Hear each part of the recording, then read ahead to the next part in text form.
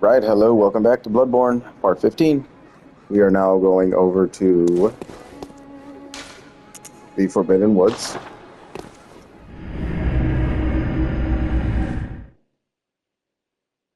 Went ahead and took care of Vicar Amelia and the first Chalice dungeon boss.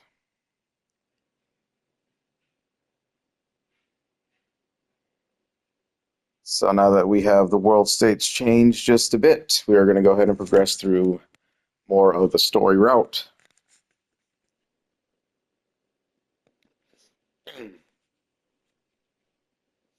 kind of like I said before, this is one of my more favorite areas of the entire game. Go ahead and deal with this guy before we deal with the rifleman. This damn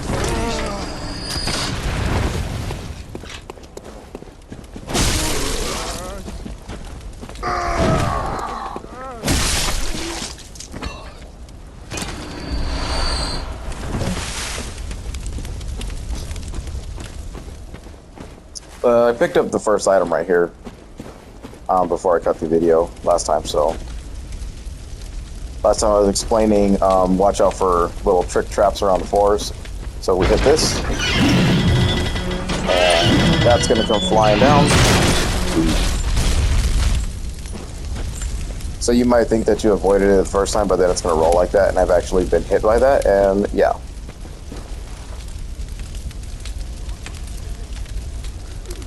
Just one of those Bloodborne things, you know. Oh, I'm actually on online mode still. Okay. Well, that doesn't matter. I'll have to remember to play it offline next time.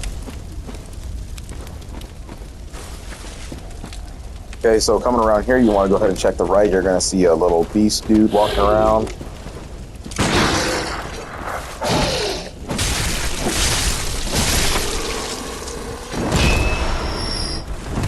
He's out here making me miss my shots, no big deal. So, as usual, make sure that you check your battlefield before we progress. The idea is that you are to run down here, get choked off, and run into a bit of a ambush area. Down here, you'll see that we have two dudes, some dogs. That dog's an idiot. Got another guy and a oil urn thrower.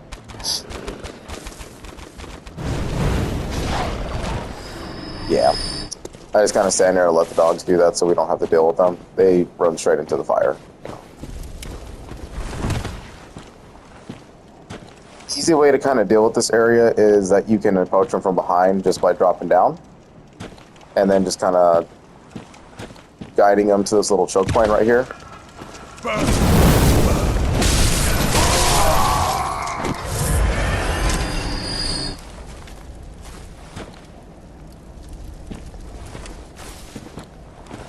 We'll go ahead and handle the ambush first before we go through that little valley. Let's come up behind them.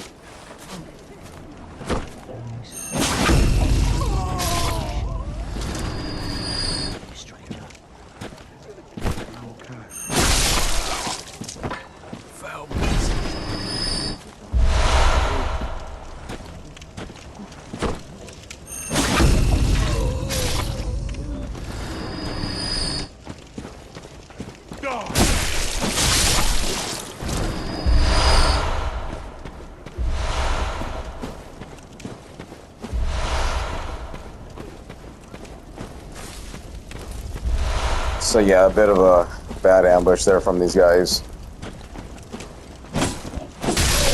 Same old, just kind of poke away at those dudes. So the idea is that you're going to get trapped, you know, with the dogs chasing you and the guys coming after you. Oil urn guys are going to be throwing them oil urns at you to make you roll into the fire so that you take even more fire damage, or the torch dudes will use their torches to light you on fire. So you can die pretty easily in this if you just straight up run downhill without even checking it out. Coming down this way, if you take a detour to the right, you're going to have some crows and a critter. So you want to run over to the critter, kind of choke him off just like that. Just because he's trying to lead you into the pro ambush.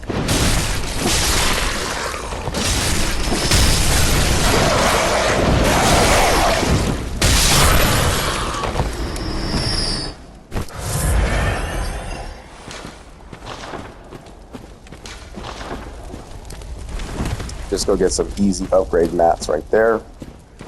Should have enough for a gun, I think. If you have a, yep. So you should have enough at this point for a upgrade for your left-handed weapon if you're going that route. This bottom route is a trap, so just be careful. If you take a step forward anymore, you are actually gonna fall through those planks and end up in a trap of a village. So we don't want to do that. If you're playing on online mode, there will probably be notes here that'll tell you to turn back or to be careful. So just be aware of that. But from here, you want to head through this little flower field. Out this little cave will be, or out the little house will be a beast man. Just be careful for him.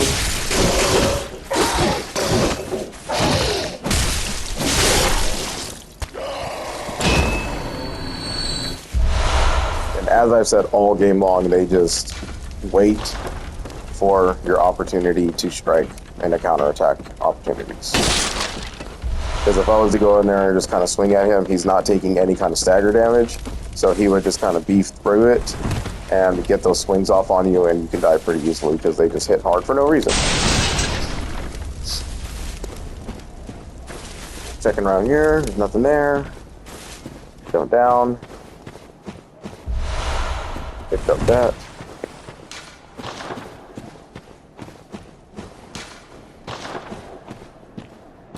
People are trying to tell us that there's another ambush right here, so watch out for the planks.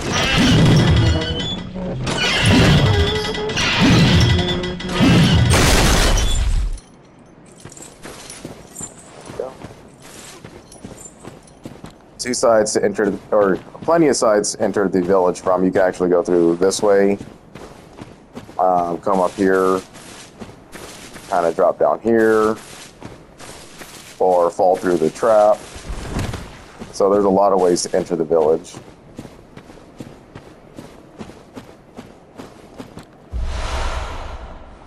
Take a moment to identify your battlefield, see if there's anyone kind of lurking in the corners. We can see a gun guy right there. Probably safe to assume that there's probably people inside the buildings as well.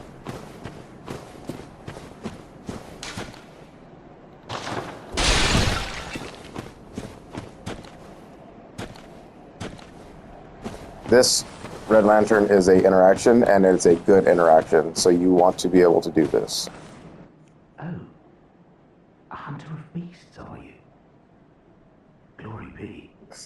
You know not the value you possess. But more's the pity. The hours of the night are many, and the beasts more than I can count. A veritable hunt, unending. Not even death offers solace. But I'm willing to do you a step lightly round to the right of the great cathedral and seek an ancient, shrouded church. The gift of the Godhead will grant you strength. Yes, I'm unquestionably certain. Not even death offers solace, and the blood imbibes you. Seek you the ancient shrouded church, hidden to the right of the main cathedral. The gift of the Godhead. Not even... Alright, so make sure you talk to that NPC. We'll meet them later. But the item that we just got was... What was it passing? The tonsil stone. Yep. So step lightly round to the right of the great cathedral, seek an ancient shrouded church, the gift of Godhead will grant you strength. So basically that's kind of what I was saying about you'll be stopgapped if you if you go through that right path from Vicar Amelia's little cathedral grounds there, you'll end up going to a church that you can no longer progress through because you wouldn't have a certain item. You could die there though, and it'll be one of those mysterious hands or orbs that'll come grab you, and you'll try to be wondering what the hell happened. Well, that tonsil stone will make light of what we need to do in the future. So it's very good to have it. Okay. Now from here you kind of want to take this area slow.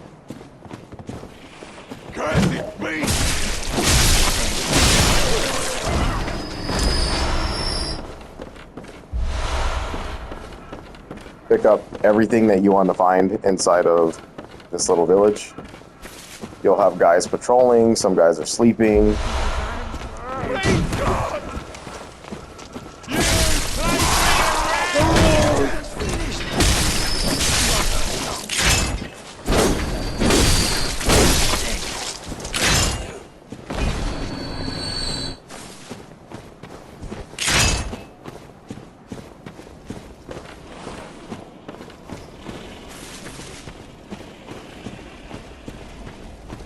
If you were to have fallen, you would have fallen right there, down here, and got trapped.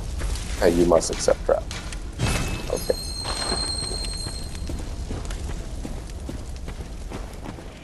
And obviously, first time run, you'd be like, oh god. But these dudes are nothing. They're still the Yarnamites. Easily staggerable. Just keep poking away at them. R1 spamming. You'll get through it, no problem.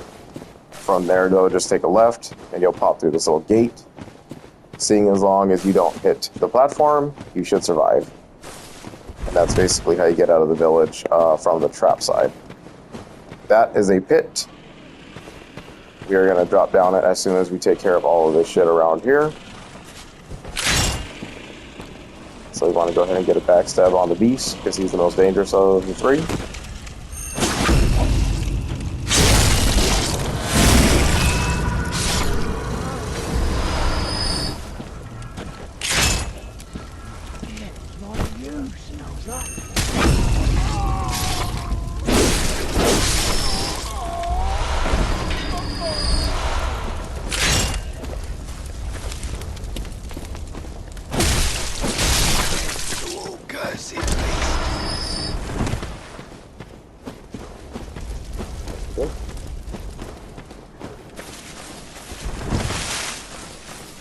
And I kind of just like to do the circle around the village. Just easier for my mind to remember where some of the stuff's at, or to make sure that I'm doing a good search. Yep, remember the hidden path. This is a shortcut, blocked from this side, but you'll see. I honestly have never used that shortcut before, so sometimes in my regular playthroughs I just completely forget to unlock it. Coming through this path right here, we actually want to take care of the shit on top because of that. Yep. There's dudes that are in the ground and a Molotov throwers. This entire area is like an oil lake, so you'll take like double the damage from fire just from standing inside that crap. We just want to keep on making our circle, make sure we grab all the items. Thorough exploration. Find these little hidden doors, pop in them.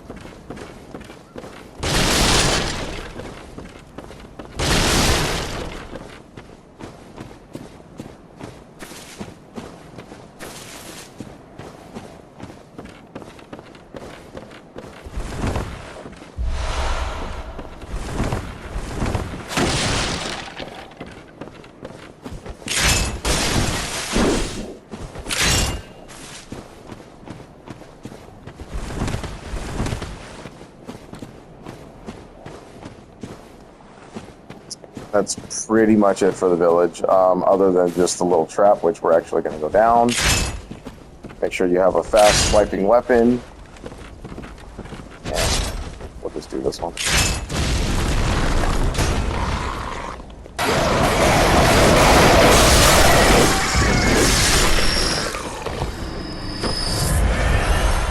Grab some antidotes.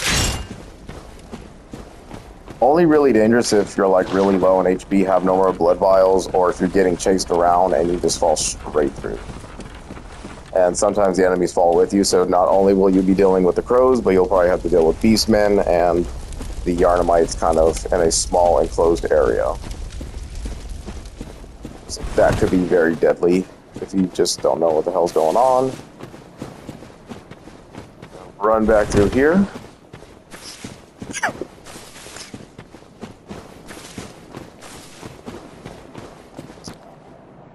Make sure that we did everything we could. We did. Okay. And then travel up. So there's 2 paths here. I should say 3. We're going to go ahead and take care of the dogs first, so go ahead and poke these things away.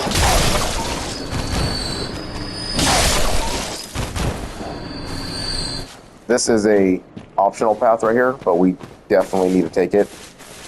Back route to the beginning of the game, so we're going to have to go through that.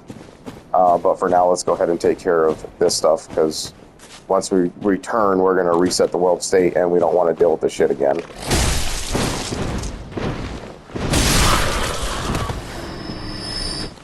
Just be careful. Some dogs are going to come running around the corner here. Yep.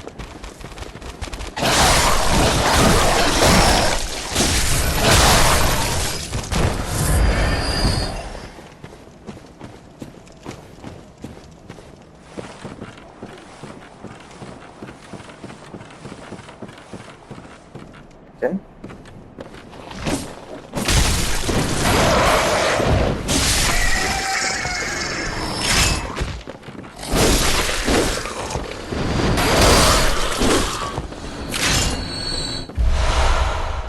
All that for the white church set.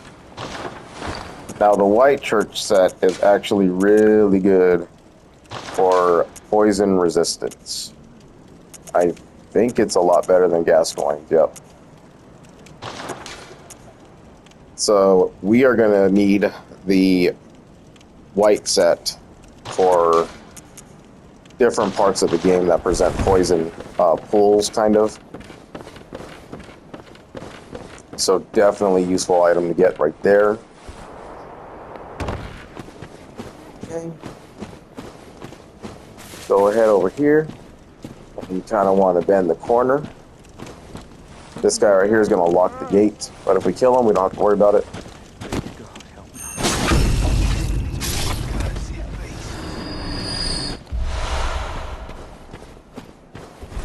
So the idea of this guy is, when you're trying to run up to the side right here, he'll see you and lock the gate and then force you to go around that side anyway. Come through here for your other blue elixirs.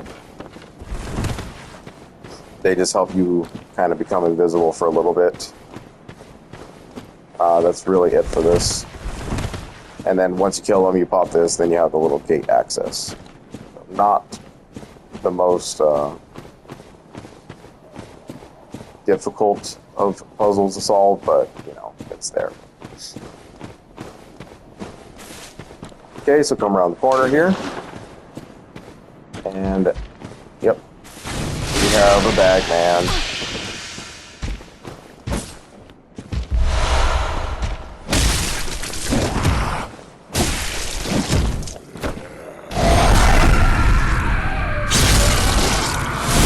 Another instance, if you die to it, you'll go to Yahar'gul if you haven't been to it yet. He almost gives you 2,000 echoes a pop. If you have the right rune set up and everything, then he could give you even more. So very, very good. Come through here for your next Beast Hunter tool. The Beast Roar. The Beast Roar is arcane. Like I said, all the Hunter tools are usually arcane mixed, so a lot of variety to play with arcane if you're doing that kind of a build for these types of things. Let's see here. Borrow the strength of a terrible undead beast, if only for a moment, to blast surrounding foes back with a force of roaring beast. Force of a roaring beast. Okay. Actually, I've never seen it used. I'm sure that there's an NPC in the game that does have that. I just don't remember what it does, but it sounds like it's kind of like a force push with a beast voice, so. Motherfucker. I saw him, he saw me, we just kind of... Okay, good.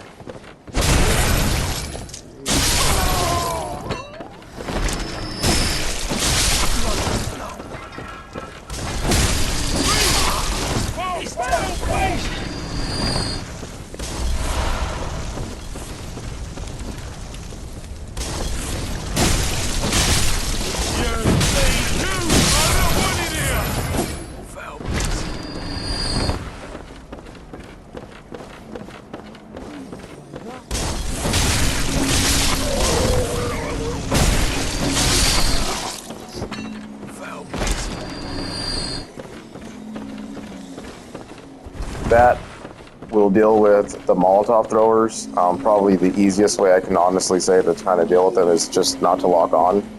Just kind of slash, poke, roll, keep them in your sight so that they don't get those cheap Molotovs off on you. You kind of want to take this route anyway because there's an item right there on the platform, so you kind of want to drop. Get them, it's a whole bunch of Molotov cocktails. You can use them on these dudes and they'll just like light on fire. So we'll go ahead and see if we can get one off. Yeah. Pretty wild. Then just drop so you don't take extra damage. But really unnecessary because they're pretty weak. As they just slap the shit out of me. That's okay. They have blood vials, so easy repair, no damage.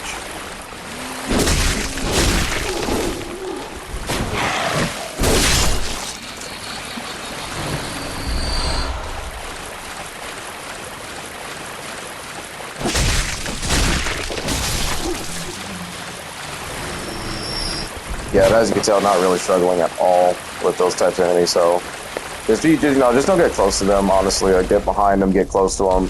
Bloodborne enemies are really hard to kind of are easy to circle around, so nothing too dangerous. If you get slapped and died in one of those things, it's just because you were low HP or you just weren't really carrying a heal or got overconfident or something like that.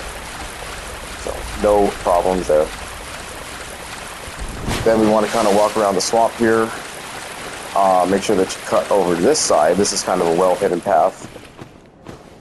Pop through here, and we'll get some items.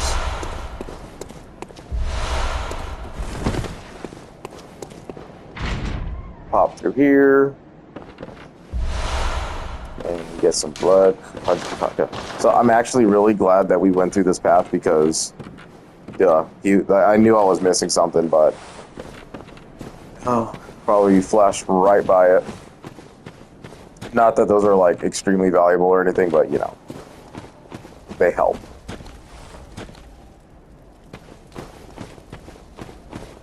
So yep, if you remember, it's just a shortcut that I showed earlier, the blue door. Come through here, and now you'll be able to skip through all of the Molotov shit and the creepy dudes. So this is like a little bit of a trap area. Honestly, I don't know, they probably could have done a little bit better with this.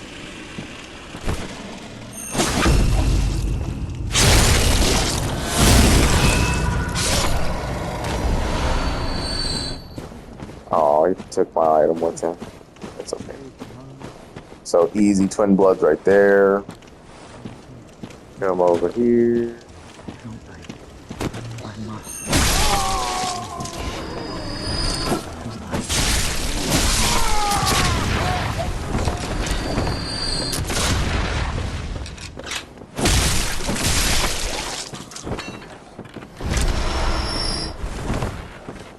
And you know, I was thinking that the sniper guy should have saw me when I came up behind his dude and just popped him, but I don't know. Probably just got lucky with that, so.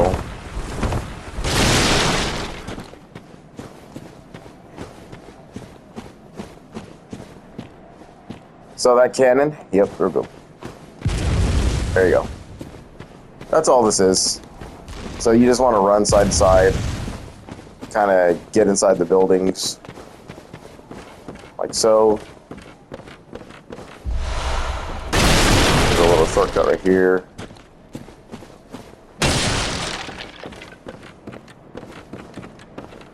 to sneak up on them. If you don't want to zigzag your way through.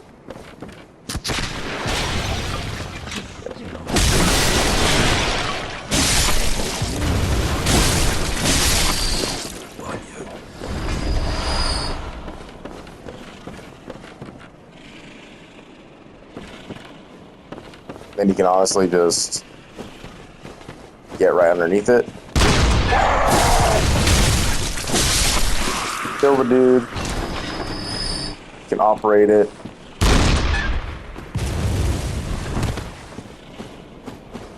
Come around to the side here, get item. Take a moment, take it all in. Oh yes. See that we still have a lot to do in the Forbidden Forest.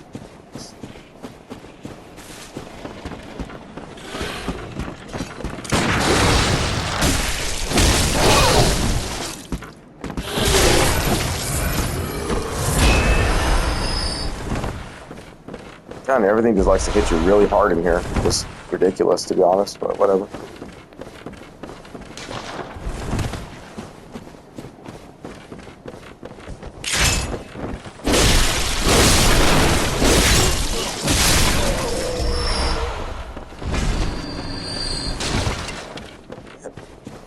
Little ambush spots. Some over here. Areas that we probably already visited, but I want to give it one go because I never really take that back route. Just wanted to showcase that it was there. Kind of useless. I mean, the cannon's not that dangerous, you know. I don't really know what the purpose of it was, but if you step into the cannon and die from it, it's just negligence on your part, to be honest. Because it's not like it follows you and shoots really fast anyway.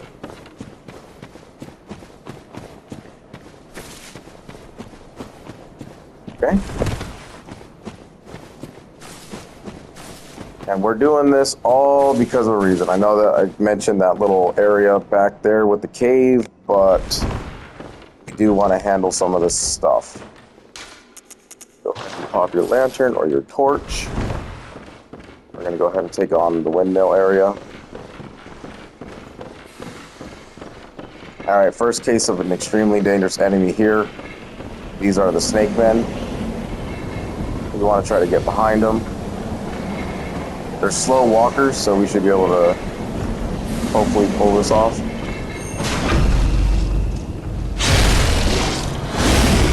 There we go. Nice. That's a rare drop there, tempering bloodstones. Just the 2 though, so. But they actually give you some cool stuff, like, boy, I think this one gave me the poison. Because, they're, like I said, they're called the snake men. So, once you kind of pop them for enough damage, they're actually going to turn into, like, a snake head. And they are actually really dangerous. They can kill you pretty quickly if you're not careful with your timing. Just be aware of these dudes. Very, very nasty enemy. Alright, so where we're about to go, we're about to cut out here. You're going to have to drop this path twice, okay? Because we have 2 things that we have to do here. So we need to drop, take some damage, okay? Kind of look around.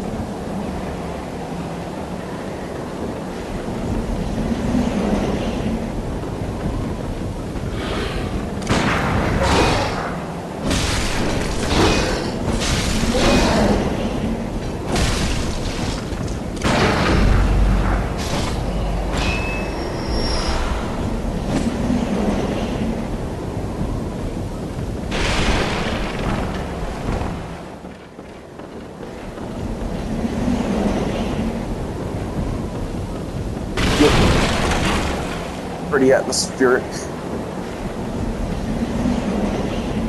Really like this area a lot.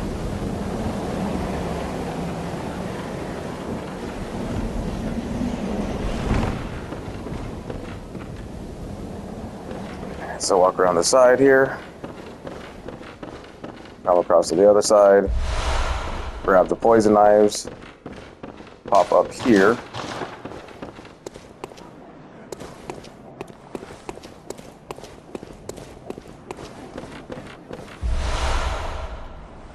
You see this is the top portion where the cannon guy was at. NPC here. Okay, so this dude. Couple of things you can do here. You can fight him now and get yourself a rune. He's kind of tough. He turns into a beast, so serrated fire if you're going to go that route.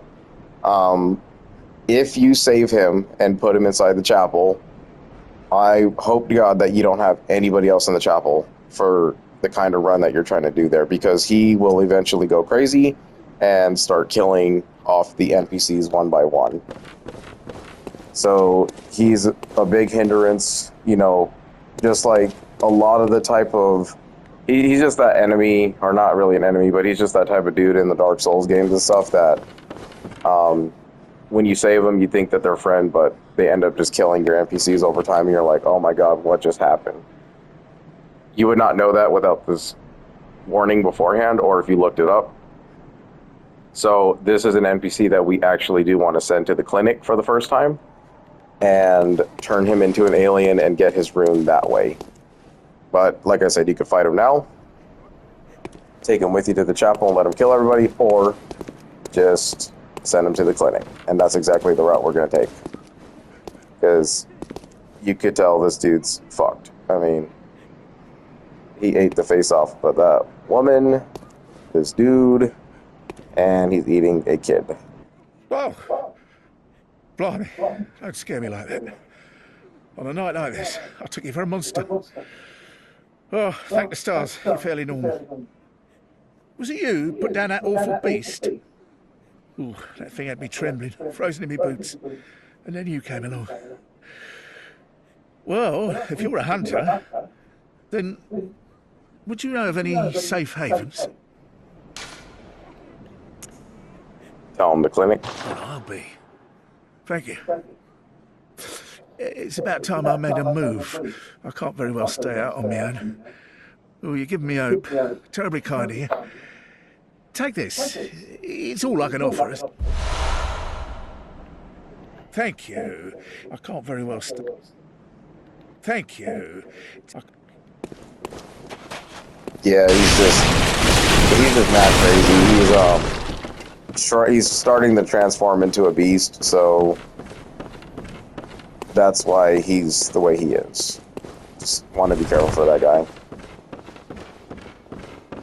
He can ruin your entire playthrough if you're trying to go for something. So, fair warning. Fair warning. From here, go across the gear and then just drop and pick up the cannon. The cannon is another weapon that you're going to need for your trophy. It is a left-handed weapon that requires a shit ton of strength. Shoots off a lot of Quicksilver bullets, though. I think about 10, so you get like 2 shots or something like that, or is it 12? It might be 12. So you only get 1 or 2 shots depending on your build. It's extremely powerful when it connects. Largely used for like those slow lumbering, you know, giant targets that you can have a huge hitbox for. But other than that, really no good uses outside of that, especially for like tinier enemies that can just be kind of R1 to death. And honestly, you don't need to do a second round, so we're good.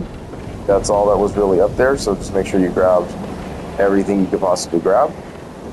And then safely drop back down to the floor. Come off to the side here. And just be aware that there are actually 2 snake men, so one will enter the doorway.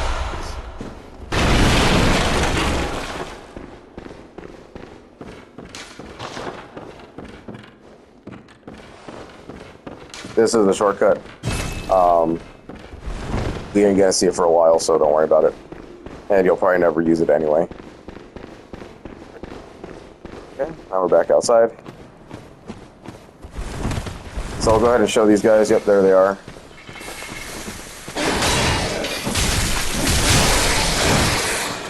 Like I said, they can mess you up if you're not careful. Just kind of poke.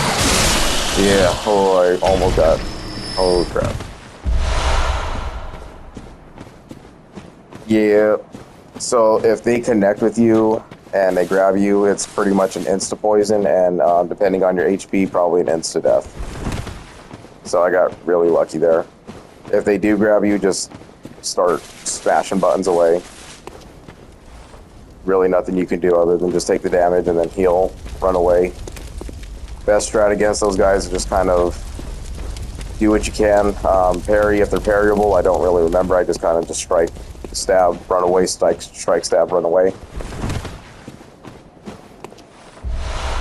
Come over here for some shards. And then this right here is going to be the cutoff point for the Forbidden Woods area, for the most part. This is an elevator shortcut leading to one of our first NPC encounters of a Covenant. Well, I guess Eileen is the very first, but she doesn't really give us her thing until her questline ends. So go ahead and grab this. I would pop the door in case anything goes wrong. Because if you do end up antagonizing the NPCs of any Bloodborne and Souls game, you're actually gonna like fight them and they'll be hostile. They're kind of really hard to take down too, so you have to be careful. Ah, a new face, are you? And an accomplished hunter, it would appear. I am Volta, Master of the League. Members of the League cleanse the streets of all the filth that's spread about during the hunt. Like any half-decent hunter ought to, you know? Haven't you seen enough of these wretched beasts? Freakish slugs and mad doctors. Sentence these fiends to death with the help of your League confederates. What do you say? Why not join the League? Yes, as a hunter well should. Commit this to heart. Our own Carol rune, symbol of the League.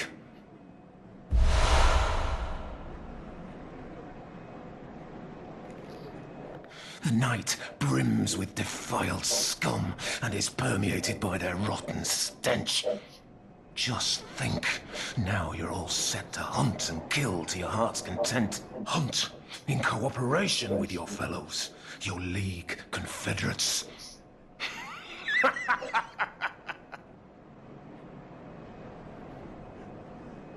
Now, there is one thing you must know. By the oath of the League, those who bear its rune will see vermin. Vermin writhe deep within all filth and are the root of man's impurity. All vermin are to be crushed. The League exists to expunge all vermin, ridding us of any trace of human corruption. And so, until we are rid of all vermin, you must continue to hunt and kill. This bloody fate is ours alone. Do not expect the world to grasp our work. But remember, the Confederates will always have my blessing, and each other. Always. The League and Yes, he's very passionate about his Covenant. So what we're gonna do is we are gonna go back to the Hunter's Dream. Gonna keep the elevator up here because we're gonna backtrack our way and make our way through the poison pool. You know what? We're not gonna do that. I don't want to showcase that because then we're gonna reset all the enemies and so we'll just go ahead and do this. Make sure you pop the gate. So we're not going to take on the second half of the Forbidden Woods. We are just going to dive off right off the edge like a dumbass.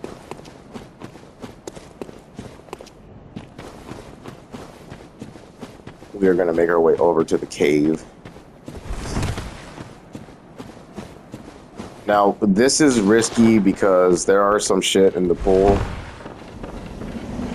that can honestly do stupid amounts of damage and really make us work to get our echoes back. So for newer players who probably are not experienced with this part, I would suggest probably just doing exactly what I said and just go to the hunter stream, spend your echoes, and then come into this fresh instead of like worrying about losing 50,000 echoes, which I'm honestly kind of nervous about because anything can happen down there. It's very cheap, and you'll see why.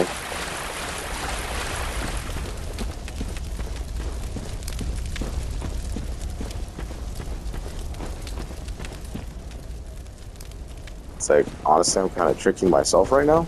I don't even think I need to come out this far.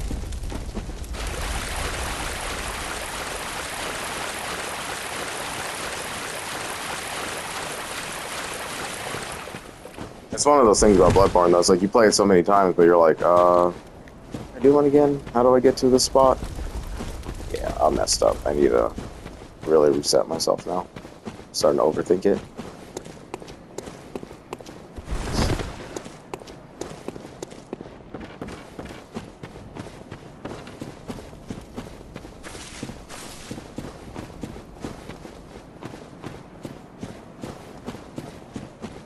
Yeah, because no matter what, you do have to go past the house, so... I think I was okay with taking the lake way, I just kind of forgot the route.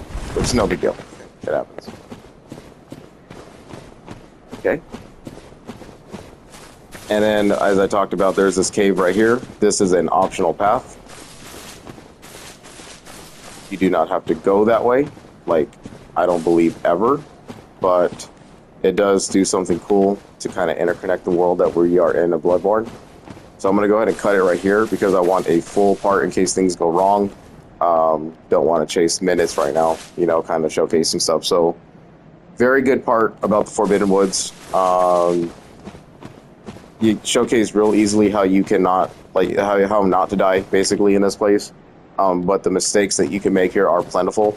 You can just set yourself up for a lot of ambushes, get those traps, get damaged, pretty much insta-killed.